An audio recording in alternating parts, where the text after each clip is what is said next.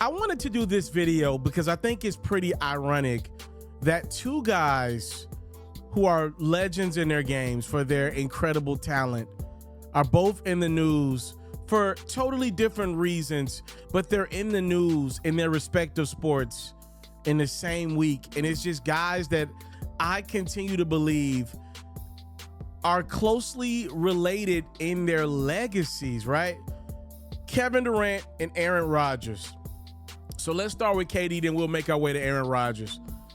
Kevin Durant joined an incredibly exclusive club in NBA history this week. He became just the 8th player all time to reach 30,000 points. I mean, think about this list. It's only LeBron, Kareem, Karl, Kobe, Mike, Dirk, Wilt, and now KD that have over 30,000 points in their professional basketball careers. But it just kind of came and left as a story. The Suns lost the game to the Grizzlies in which KD made this historic feat. The Suns losing continues to be pretty much the story of Kevin Durant's time in Phoenix. And even if you go back to Brooklyn, pretty much since Durant has left the Golden State Warriors, it ain't worked out the greatest for the two-time NBA champion and 2 times finals MVP.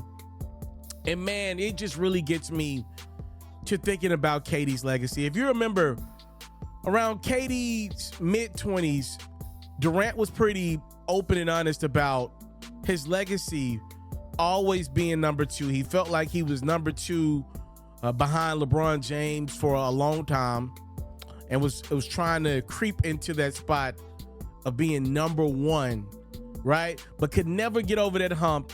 And I think it culminated after Kevin Durant won that second championship in Golden State, that second finals MVP. The narrative around the Golden State Warriors, though, was still Steph is the most important player, but KD was our best player.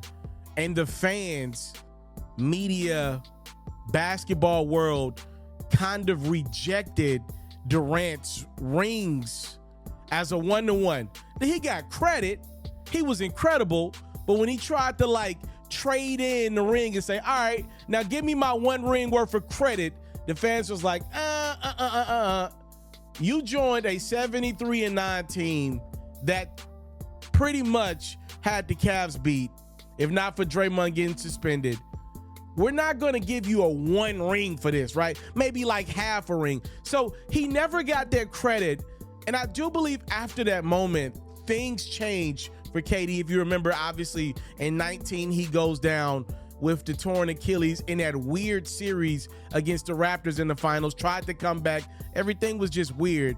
And I do think from that moment on, Kevin Durant tried to change how we look as fans at the NBA's product. He wanted us to appreciate how great he was from an art perspective at basketball. My whole thing with that was, yo, bro, there's just not enough life to appreciate people's art the way KD wanted us to appreciate his art. Meaning, fans want to see their team win games. KD, since he joined Brooklyn and then Phoenix, hasn't done a great enough job at that for the greatness that he is. But he wanted us to just be great with his art that he was giving the game of basketball, which I always thought the fans spoke about how they appreciated his art when they bought tickets to the game, when they watched him on TV. Your hard-earned money was how you appreciated KD's art. But to me, it felt like he thought he was getting criticized too much for being as great as he was, but being average from a team perspective. And I really do think that hurt his legacy. And for Kevin Durant, as he believes it's him and LeBron James in the NBA for a significant amount of time, this dude named Steph Curry, pretty much in the eyes of most, surpasses KD's legacy, right? Even though KD won MVPs on the team that Steph was on, many look at Steph as the second to LeBron of this generation's greatest players. And then it's kind of like, where does he fit in? Let's transition over to the NFL. we obviously know Aaron Rodgers is a phenomenal talent. For the better part of his career, he was looked at as number 2 to Tom Brady. We talked about Brady versus Rodgers. Brady obviously was winning the accolades, but anybody that watched games in Aaron Rodgers' Green Bay prime, the way he was able to sling that football, I'm sorry, he just had a better looking football than even the GOAT Tom Brady. And then this dude named Patrick Mahomes came around. And the way Pat has been able to start his career off, he just won more than Aaron, period. At every step of the way. And just like in the NBA, with Steph surpassing KD, quickly Mahomes' legacy has surpassed Aaron Rodgers, and now Mahomes looks up at Brady. The New York Jets informed Aaron Rodgers this week that he would not be brought back next season. And keep in mind, to get rid of Aaron, the Jets are going to have to take somewhat of an L, at least about $18 million, depending on how they decide to do it. If they wait till after June 1st, they'll get a little bit of money back. But in all actuality, if Aaron is traded, most likely the Jets will take a dead cap penalty, which tells you just how desperately bad, under new head coach Aaron Glenn, the Jets want a new beginning with a new quarterback after 2 years, technically one because Aaron tore his Achilles the first drive of his first season with the Jets. The New York's moving in a different direction. And the Aaron thing gets really interesting because, like Kevin Durant, we believe Aaron to be kind of out there and believe people should just kind of be grateful to breathe the same air as the great Aaron Rodgers, the passer. But like KD, it's not manifested in a lot of winning in a very long time.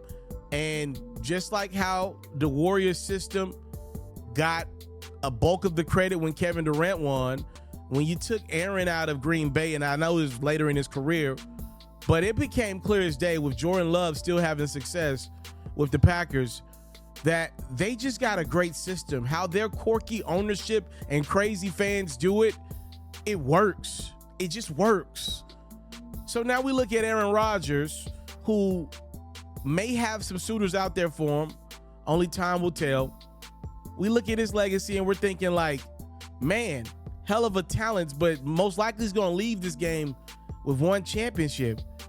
Where does he sit in that greatest of all time conversation now with a little bit more of retrospect energy, looking at his career, the fact that Lamar Jackson's going to have multiple MVPs and at least 8-9 more years to win a championship. Josh Allen, you got to believe at some point this dude's going to get over the hump.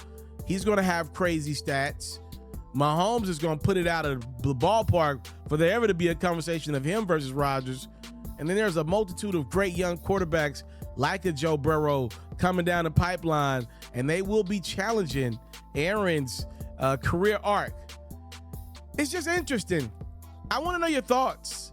The comparison for me has always been Kevin Durant to Aaron Rodgers.